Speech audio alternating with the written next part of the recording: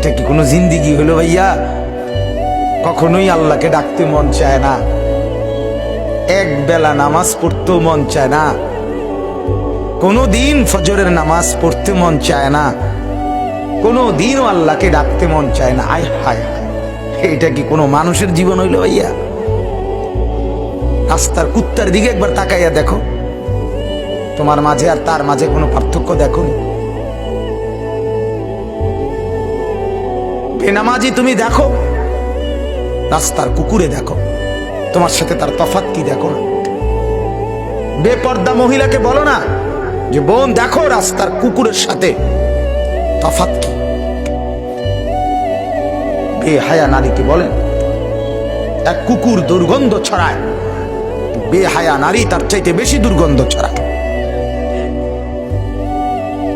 বেপর্দা নারী সমাজ আরো বেশি নষ্ট করে,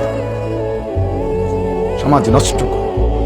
যে মেয়েটা বেপর্দা হইয়া অসংখ্য যুবককে নিজের শরীর দেখাইল, আল্লাহর কসম এই সমস্ত যুবকের গুনার সমপরিমাণ পীড়া ওই নাফরমান মেয়ের কাঁধে উঠবে, মহিলার কাঁধে উঠবে, কোনো সন্দেহ নেই।